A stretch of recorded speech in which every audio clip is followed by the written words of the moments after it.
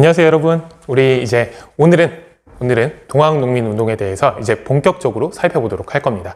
이 동학농민운동을 우리가 살펴보기 위해서는요, 우리가 한 가지 기억해둬야 될 단어가 있어요. 갑오년입니다. 바로 1894년을 가리키는 말인데요. 이 갑오년 같은 경우는 조선이 1884년 갑신정변 이후에 어찌 보면 침체되어 있던 조선이 다시 한번 뒤흔들리면서 새로운 변화를 맞이하는 시기가 되는 겁니다.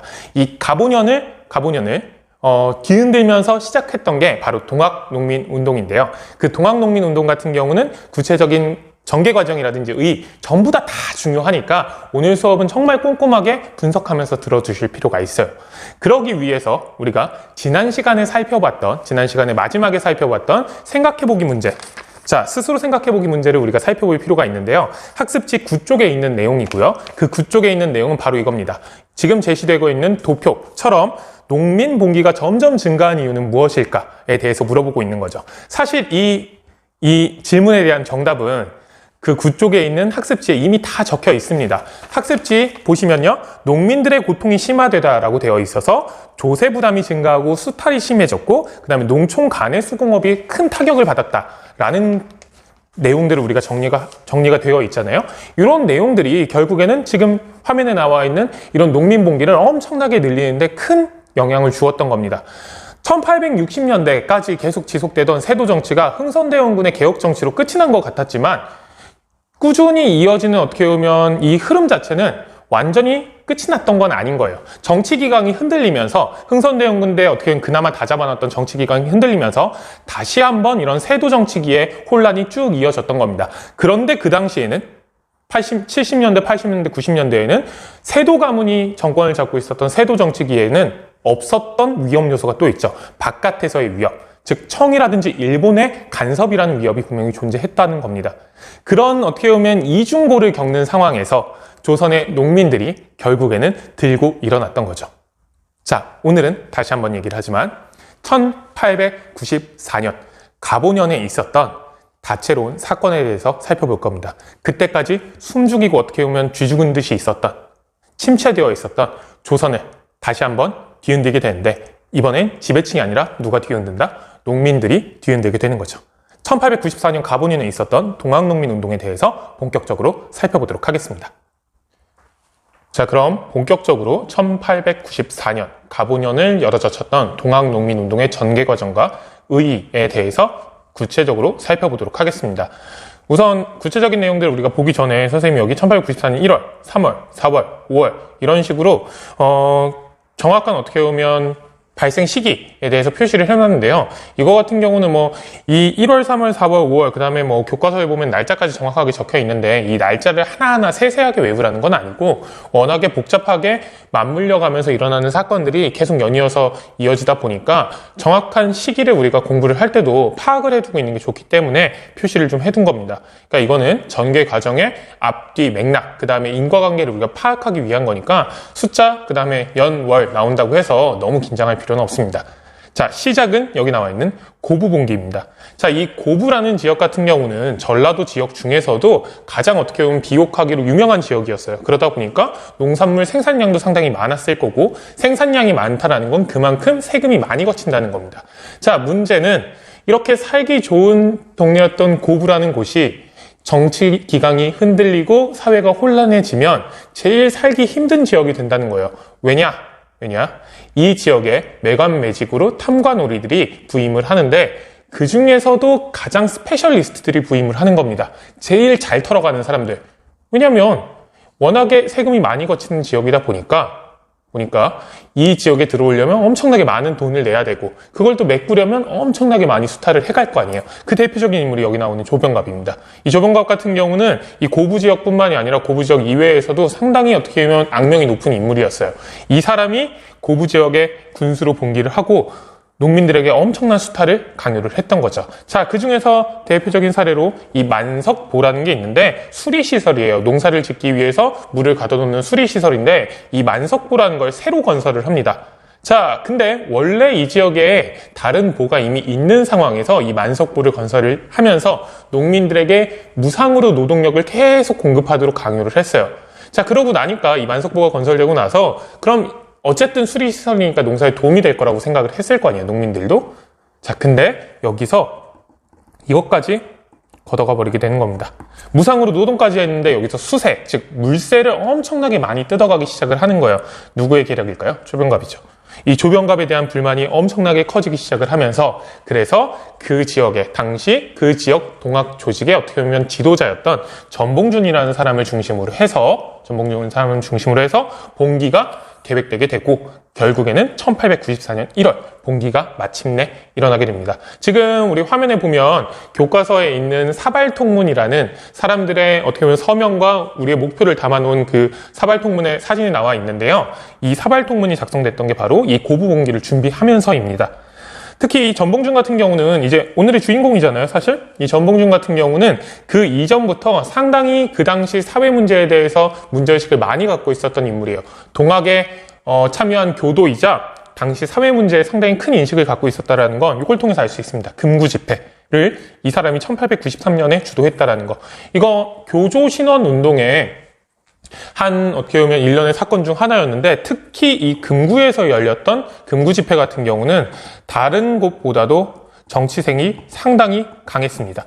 그러니까 교조신원 운동이라는 건 기본적으로 동학을 합법화시켜달라는 종교운동이었지만 이 과정에서 수많은 농민들이 모여들고 그 농민들의 불만이 결국에는 하나의 목소리로 이어지면서 정치적인 목소리를 상당히 많이 내기 시작을 했다는 거잖아요. 특히 1893년에 보온 집회에서 그리고 그거와 연관된 금구 집회에서는 특히 정치색이 강했는데 그걸 전봉준이 주도했던 거였죠. 그러니까 이 전봉준을 중심으로 고부 지역에서 봉기가 터지게 되는 겁니다. 자, 우선 이 고부 지역에서 있었던 1월의 봉기는 일단은 이 고부 지역 내에서 마무리가 돼요. 일단 누굴 몰아내는 게 누굴 잡아 죽이는 게 목적이었을까요? 조병갑이죠. 이 조병갑 같은 경우는 미리 눈치를 채고 바로 도망을 칩니다. 그러면서 이 고부 봉기가 일단은 마무리가 돼요.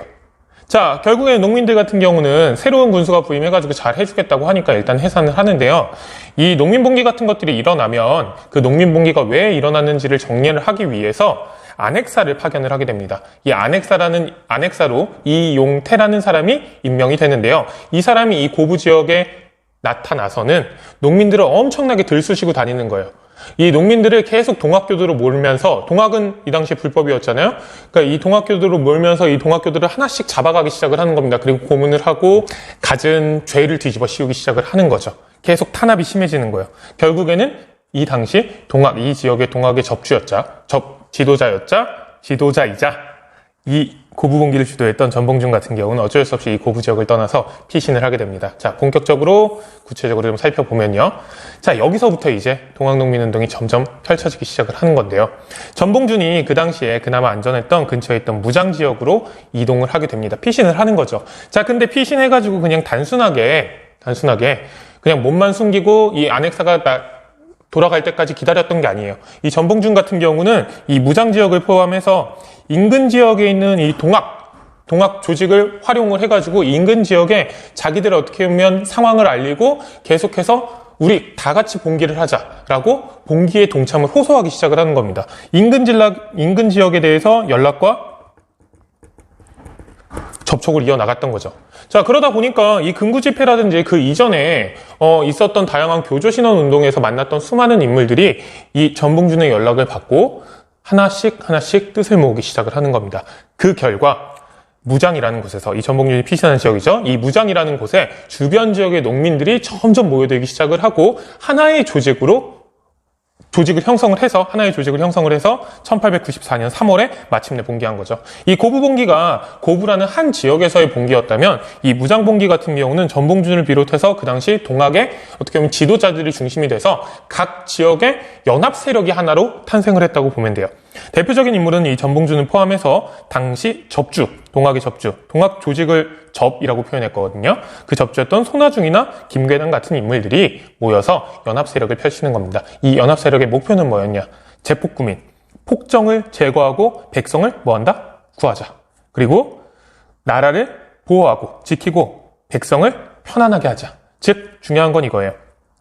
지금 너무 살기 힘든데 지금 이 현실의 문제를 우리 스스로 나서서 한번 해결해보자. 사회개혁을 주장을 했던 거죠. 내세우면서 1894년 몇 월에 봉기한다? 3월에 봉기합니다.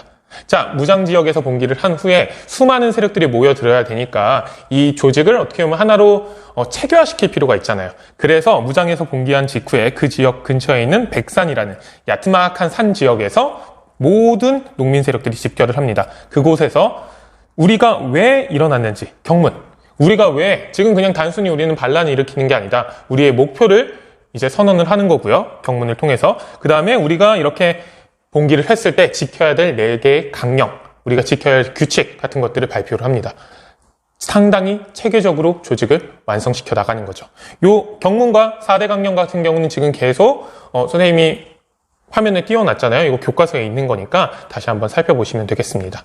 자, 이렇게 되니 우리 보시면요. 이제는 본격적으로 백산에서 집결한 이후에 다시 고구를 점령을 하고 전라도 전 지역을 이제 휩쓸기 시작을 합니다. 자, 이렇게 되니까 전라도 지역을 지키고 있었던 지방군, 이 당시에는 여기 나오는 가명군이라고 하거든요. 이 가명군은 가명이라는 게 각 도의 관찰사, 즉 도의 장관이 머무는 관청인데요.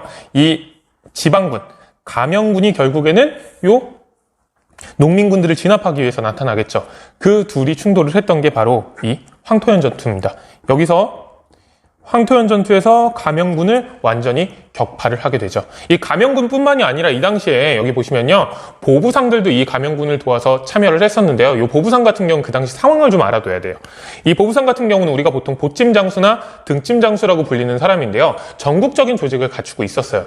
특히 이 당시에 조선정부, 특히 민씨정권 같은 경우는 이들 조직을 정치적으로 이용하고자 이 사람들을 적극적으로 보호를 했거든요. 그러다 보니까 국가에 어떻게 보면 변란 같은 것들이 일어나면 보부상들이 전국적인 조직을 갖추고 있잖아요. 그 조직을 바탕으로 가명군에 어떻게 보면 참여를 한다든지 다양한 일들을 펼쳤던 겁니다.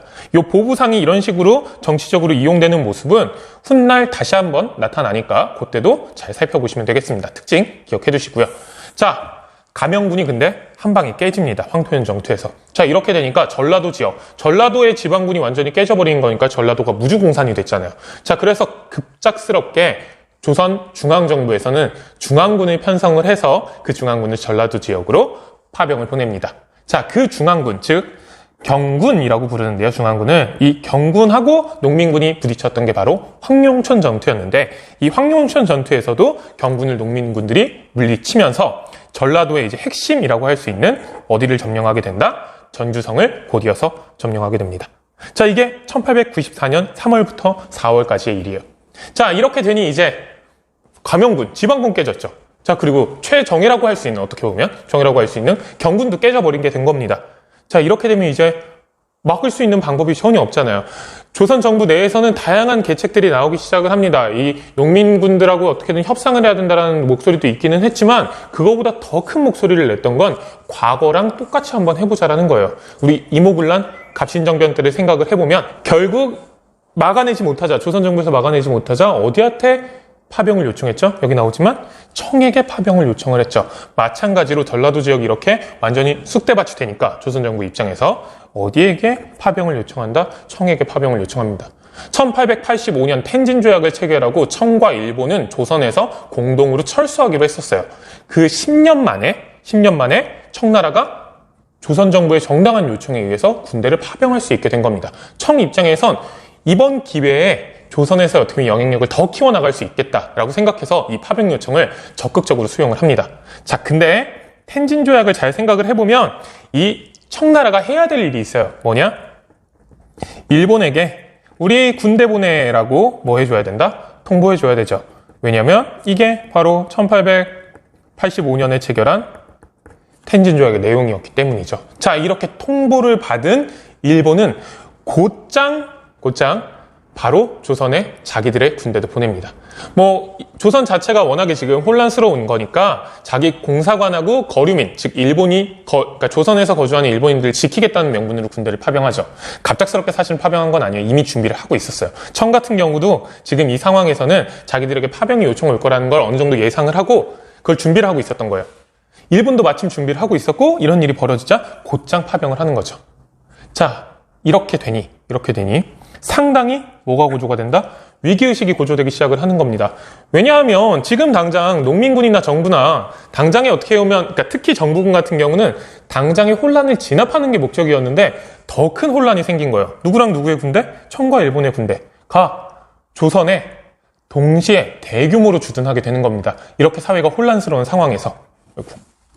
자, 이렇게 되니 조선 정부가 입장이 되게 난처해지는 거예요. 자기들이 일본의 군대를 바랬던 건 아니잖아요. 근데 일본의 군대가 들어와서는 특히 일본 군대 같은 경우는 인천으로 바로 주둔을 하게 되는데 인천에서 바로 서울을 향해서 또 진군을 합니다. 이렇게 되니까 지금 상황이 엄청 긴박하게 흘러가고 어떤 위기의식이 고조가 될까요? 이게 중요한데. 청과 일본 군대가 잘하면 어디에서, 지금 어디로 파병왔죠? 둘 다 조선으로 파병왔죠. 한반도에서 충돌할 수 있다. 즉 전쟁이 벌어질 수 있다라는 위기의식이 고조가 되는 거죠. 그건 정부도 마찬가지지만 누구도 느낄까요? 농민군도 느끼겠죠. 자, 그 결과 1894년 4월 말에 전주성을 점령한 직후에 이런 청일본의 파병이 일어나자 두 세력 간에 뭐가 이루어지게 된다? 교섭이 이루어지게 됩니다. 그 결과 뭘 하게 됩니다? 농민군을 해산하고 전주성의 점령을 풀어주게 됩니다. 이 해산이 되게 중요한 게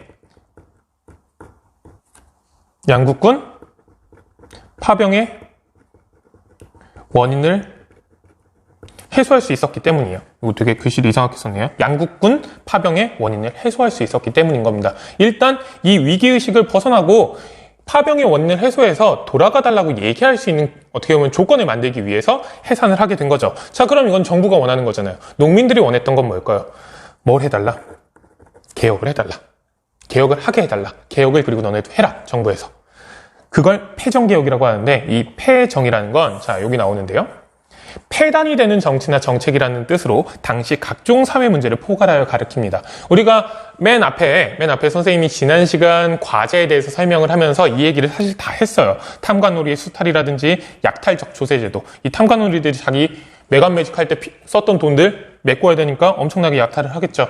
자, 그리고 신분제 자체의 차별, 요 문제도 그 당시 농민들, 일반 백성들 엄청나게 뼈저리게 느꼈을 테니까 이런 문제들이 있었을 뿐만이 아니라 토지제도의 모순 같은 경우도 상당히 많았습니다. 이런 모든 어떻게 보면 사회 문제 같은 것들을 이제는 뭐 하자?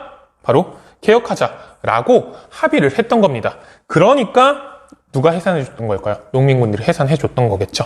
자, 이걸 우리가 뭐라고 부른다? 여기 나와 있는 전주 화약이라고 부릅니다. 1894년 5월이고요. 청나라와 일본 군대가 파병되고 나서 얼마 안 있어서 일어나게 됩니다.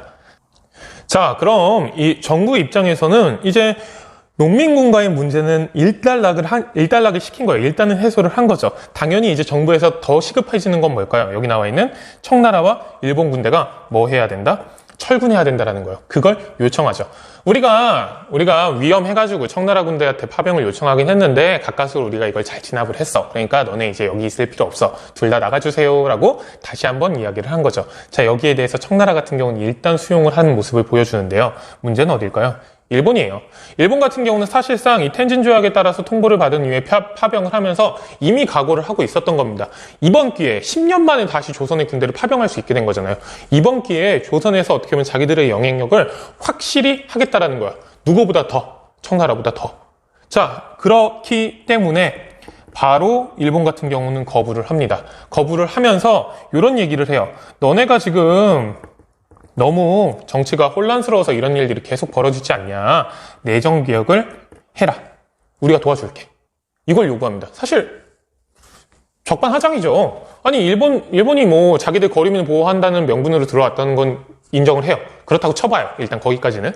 자, 그리고 우리가 그러니까 정부 입장에서는 농민군하고 어떻게 보면 손을 잡고 이제는 이 문제를 해결하겠다고 선언을 한 상황인 거예요. 그러니까 개혁하겠다라는 거 어떻게 보면 선언을 하고 이제 시작하려고 하는데 야, 너네 지금 문제 있잖아. 계속 개혁해. 이런 요구들을 하는 겁니다. 자, 이렇게 되니까 정부 입장에서는 당연히 우리가 알아서 할 테니까 너네는 신경 쓰지 말고 뭐 하세요? 가세요. 라고 계속 요구를 하겠죠. 자, 그 결과 이 전주 화약에서 합의가 된 폐정개혁안이 농민군뿐만이 아니라 정부 차원에서도 이루어지게 되는 겁니다. 이런 어떻게 보면 내정개혁 요구를 계속해서 어떻게 보면 물리치고 우리 스스로 할 수 있다는 걸 또 보여줘야 되잖아요. 그래서 정부가 중앙에 설치한 게 교정청이라는 새로운 개혁기구입니다. 이 새로운 개혁기구를 통해서 우리가 개혁할 거야 라는 걸 선언을 한 거죠. 자, 그리고 이 전라도 지역에서는 이제 농민군들이 전주성을 점령한 이후에 상당한 위세를 갖고 있었고, 그 다음에 전주화약을 통해서 회전개혁을 할 수 있는 어떻게 보면 기회를 얻은 거죠. 자, 이렇게 되니까 농민군들이 각 지역에서 모였던 농민군들이 전주정에서 이제 해산을 할 거 아니에요. 그러고 바로 돌아가가지고 그냥 농사만 짓고 이렇게 있는 게 아니라 기존의 조직들을 바탕으로 특히 동합교단의 조직을 바탕으로 각 지역에서 자기 지역에서 집강소라는 농민 자치기구를 설치를 하게 되는 겁니다. 그리고 이 농민 자치기구를 설치를 해서 기존에 있던 각 지역의 관청들하고 협조를 통해서 직접 뭘 하게 된다? 개혁을 추진하게 되는 겁니다. 그러니까 중앙에서는 교정청을 설치를 하고 이제 개혁을 추진하기 위해서 어떻게 보면 포괄적인 개혁을 추진하기 위해서 준비를 해 나간다면 그 상황에서 전라도 지역에선 집강소가 설치가 돼가지고 농민들이 직접 개혁을 추진하게 되는 겁니다. 이 개혁의 내용은 우리가 구체적으로 조금 이따 살펴볼 건데 당연히 뭐의 해소가 상당히 중요할 거예요. 이 폐정의 해소가 상당히 중요하게 여겨지겠죠. 그 대표적인 게 여기 몇 가지 적혀 있긴 한데 노비의 해방과 부채 탕감. 이 부채라는 건 백성들이 지고 있는 많은 빚 같은 것들을 탕감해주는 일들을 하게 된다라는 겁니다. 자, 이렇게 1차 봉기가 끝이 나고 첫 번째 봉기가 끝이 나고 정부와 농민군들이 이제는 드디어 조선에서 뭘 다시 시작하게 된다? 개혁을 다시 시작하게 되는 겁니다. 1884년 갑신정변 이후에 어찌 보면 더욱더 보수화되고 어찌 보면 되게 고여 있었던 조선이라는 나라가 1894년 갑오년에 일어난 동학농민운동으로 한 차례 뒤집어지면서 새로운 변화를 향해 나아가고 있었던 겁니다.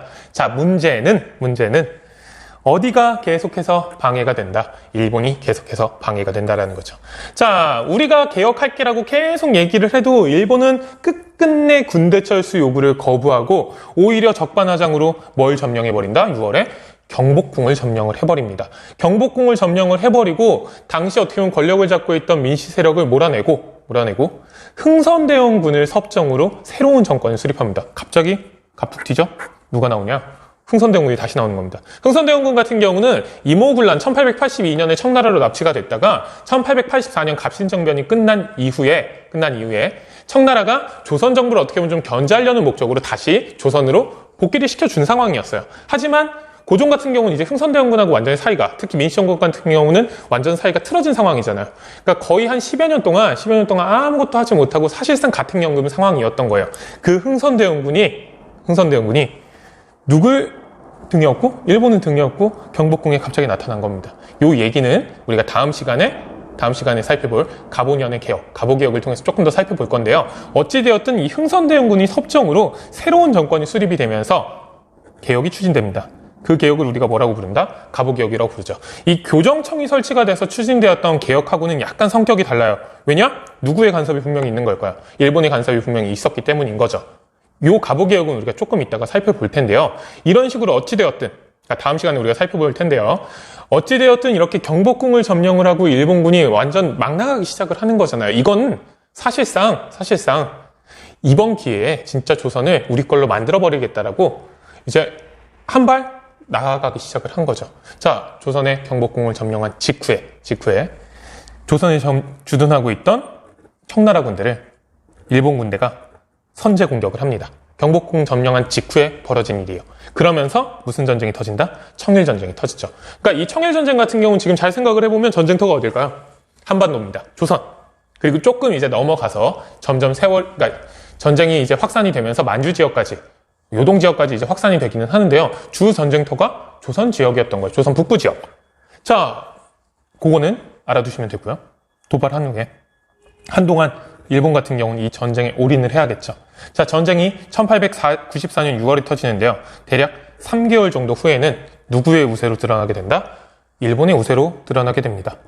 특히 평양전투에서 일본이 승리를 하면서, 일본이죠. 완전히 청나라 군대가 무너지기 시작을 하는 모습을 보여주는 겁니다. 자, 이렇게 되니까 9월경, 그러니까 6월에 경복궁을 점령하고 7월, 8월, 9월 점점 시간이 흐르면 흐를수록 누구의 침략이 그러니까 완전히 크게 다가올까요? 위협으로. 일본군의 침략이 크게 위협으로 다가오기 시작을 하겠죠.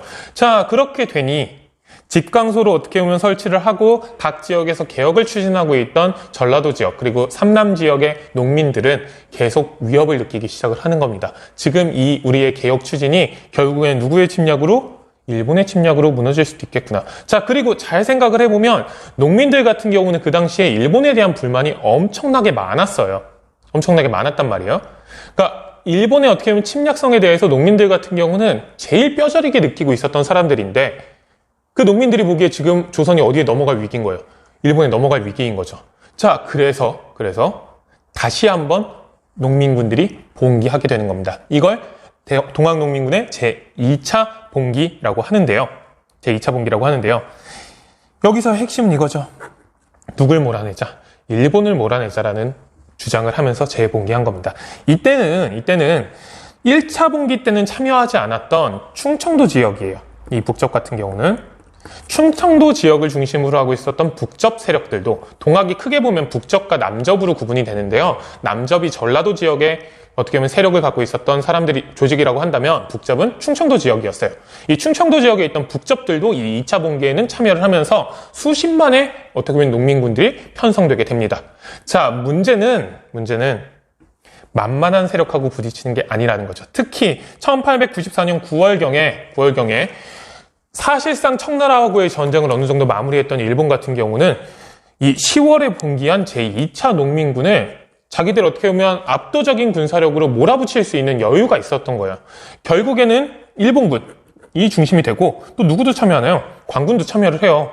왜냐하면 지금 정권 같은 경우, 지금 수립된 정권이라는 게 사실상 어떻게 보면 일본의 도움에 의해서 수립된 정권이니까 관군과 일본군이 공주 우금치라는 곳에서 이 농민군들과 전투를 벌이게 됩니다. 1894년의 일이었는데요. 94년 11월의 일이었는데요. 지금 사료가 나오죠. 사료에서 우리가 확인할 수 있을 만큼 압도적인 군사력의 차이로 인해서 농민군들이 사실상 학살당하는 모습을 보이게 됩니다. 결국 패배를 하게 되는 거죠. 자, 이 패배로 결국에는 그 이후에 그 주변 지역에서 이제 소규모 부대들과의 일본군 또는 관군과의 전투가 벌어지는데요. 결국에는 그 전투를 이기지 못한 채 농민군들이 해산하게 됩니다. 그리고 곧이어 전봉준이라든지 손아중, 김계남 같은 지도부들이 체포가 되면서 우리가 알고 있는 동학농민 운동이 끝이 나게 되는 거죠. 1894년에 있었던 상당히 큰 어떻게 보면 변화가 결국에는 누구에 의해서 진압이 되는 걸까요? 일본에 의해서 진압되는 모습을 우리가 살펴볼 수 있습니다. 자, 마지막으로 우리가 갑오년에 있었던 동학농민운동의 의에 대해서 우리가 살펴볼 텐데요. 기본적으로 이 두 단어 반드시 기억해 두셔야 됩니다. 반봉건과 반외세. 반봉건이라는 건 그 당시 어떻게 보면 사회의 가장 큰 문제였던 봉건제도 자체에 대해서 반대를 한다는 거예요. 즉, 이 반봉건 같은 경우는 이렇게 기억하시면 됩니다. 뭘 추구했다? 사회개혁을 추구했다. 자, 반외세는 더 쉽죠. 특히 어떤 외세일까요? 일본에 대한 어떻게 보면 반대가 상당히 큰 의미를 갖고 있었다는 겁니다. 특히 1차 봉기와 2차 봉기의 성격을 조금 구분해 볼 수 있는데요. 1차 봉기가 이 둘 중에 어디에 조금 더 가까울까요? 반봉건의 성격이 좀 더 강했다면 2차 봉기는 반외세의 성격이 상당히 강했다는 걸 알 수가 있고요. 자, 그 당시 농민들이 생각했던 다양한 개혁안들이 있겠죠. 이 개혁안들이 당시 추진되고 있던 갑오개혁, 지금 여기서 추진되고 있던 갑오개혁 있죠. 이 갑오개혁에 반영된다는 것도 우리가 조금 기억을 해둘 필요가 있습니다.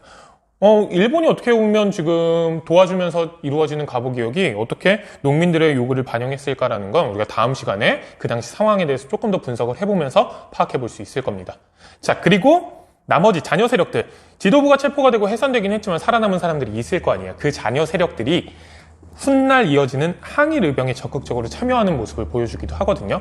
그만큼 그 당시 사회 문제, 특히 일본의 침략에 대해서 상당히 반감을 가졌던 수많은 농민들이 존재를 했구나라는 걸 우리가 살펴볼 수 있는 겁니다. 자, 이 동학농민군의 어떻게 보면 활약이 갖고 있는 의의를 잘 살펴볼 수 있는 게 바로 여기 생각 키우기 문제에 있는 교과서 100쪽 하단에 나와 있는 패정개혁안입니다.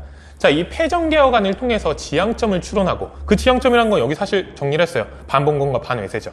근데 그 지향점을 조금 더 구체적으로 살펴보자라는 게 이 문제인데요. 오늘은 여기까지 확인하고 마무리를 하겠습니다. 자, 학습지에도 우리가 정리를 할 수 있는 부분이 있기는 하지만 교과서에도 정리를 할 수 있고, 우리가 조금 더 편리하게 보기 위해서 선생님이 교사용 교과서를 좀 갖고 왔어요. 지금 사실 답이 다 적혀 있기는 한데, 크게 보면 이 패정개혁안 12개조라는 당시 동학농민군이 요구했던, 집강소에서 추진했던 대표적인 개혁안이 이런 내용들이 있다는 겁니다. 크게 보면 정치, 경제, 사회면으로 좀 구분을 해볼 수 있다는 건데요. 특히 이 정치면 같은 경우는 지금 쭉 내용을 보시면 알겠지만 정치에 뭘 확립하자? 기강, 제발 똑바로 좀 하자라는 어떻게 보면 문제의식이 되게 강했다는 걸 살펴볼 수가 있어요. 특히 요 사람들에 대해서 당시 농민들 같은 경우는 엄청난 불만이 있었겠죠. 이 탐관오리 문제를 좀 해결하고 제발 우리 제대로 정치 좀 합시다. 정치 좀 하십시다 라고 요구를 했다라는 거죠. 당시 농민들이 어떻게 보면 가장 힘들었던 조세제도의 문제라든지 약탈적인 어떻게 보면 수치제도 같은 것들이 이 탐관오리로 인해서 비롯됐다는 점에서는 상당히 중요한 의미가 있는 지적이라고 볼 수가 있습니다. 자, 그리고 정치면에 하나 더 살펴보면 반외세적인 성격이 상당히 강하다는 거 1차 농민봉기 이후에 발표된 거기는 하지만 여기에도 충분히 반영이 되어 있다는 거죠. 여기서 외적이라는 게 바로 일본입니다. 일본. 왜라고 되니까. 자, 그리고 사실 더 많은 관심을 가졌던 건 이 경제제도일 거예요.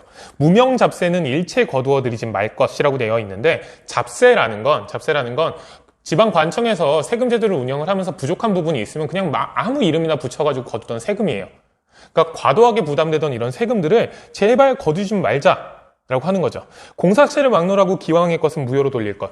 그러니까 백성들이 어쩔 수 없이 졌던 빚들이 되게 많을 거 아니에요. 이것도 해결해 달라는 거예요. 자, 이런 것들을 볼 때 농민 생활의 안정이라는 거, 특히 농민 생활의 안정에서 이 사람들이 생각했던, 그러니까 당시 농민들이 생각했던 가장 중요한 문제는 요 조세제도의 문제 해결, 조세제도의 개혁에 상당히 큰 포인트를 맞췄다는 겁니다. 왜냐하면 이런 조세제도라는 것 자체가 상당히 그 당시 농민들을 압박했던 가장 직접적인 문제였기 때문인 거죠. 자, 이 농민들 같은 경우는 본질적인 문제에 대해서도 문제 제기를 하기도 합니다. 뭐냐? 토지 문제죠. 토지는 평균으로 분작하게 할 것. 이 분작이라는 표현 때문에 사실 이게 토지를 똑같이 고루고루 소유권을 나눠주자라고 해석하는 경우도 있고 아니면 최소한 경작하는 토지라도 비슷하게 나누어주자라는 얘기도 있기는 하거든요. 이거는 해석하기에 나름이라서 다양한 논의들이 있기는 한데 중요한 건 이런 식으로 토지 문제 자체를 지적했다라는 겁니다. 그 당시 지주 소작 관계가 어찌 보면 농민들을 압박하는 가장 근본적인 문제일 수 있었단 말이에요. 그런 거에 대해서도 농민들이 문제의식을 갖고 있었구나라는 걸 지적해 볼 수 있는 거죠. 경제적인 차원에서 그 당시 사회가 가지고 있던 상당히 큰 문제들에 대해서 중요한 지적들을 하고 있는 겁니다. 자, 사회면을 보면요. 크게 정리를 하면 이거예요. 신분제 폐지. 양반들 못된 짓 하는 거 못하게 하자라는 거예요. 그 못된 짓을 할 수 있는 배경이 신분제니까. 이게 핵심적인 내용이에요. 사실 그렇게 어려운 게 아니에요. 어찌 보면 이 사회적인 문제의식, 사회적인 어떻게 보면 다양한 요 내용들 있죠. 이게 그 당시 사회를 가장 크게 뒤바꿀 수 있는 요소들이긴 합니다. 왜냐하면 전통적 신분 질서에 기반해서 양반들이 지배체제를 확고히 하고 있던 게 그 당시 조선이잖아요. 근데 그 양반 지배체제를 확 뒤집어 엎어서 모든 사람들이 평등하게 어떻게 보면 살게 해주자라는 이야기를 하는 거잖아요. 사회 체제 자체를 전면적으로 재구성하려는 의도가 농민들에게 분명히 있었다라는 거 우리가 짐작해 볼 수 있는 얘기입니다. 이 패정개혁안을 통해 가지고 동학농민운동이 그 당시에 상당히 큰 문제가 있었던 사회 제도 자체에 대해서 뒤집어 엎고 개혁하려는 목표를 가지고 있었다라는 거. 반봉건적인 의식이 상당히 강했음을 우리가 눈치챌 수가 있는 거겠죠. 그리고 보너스로 반외세도 우리가 살펴볼 수 있는 거고요.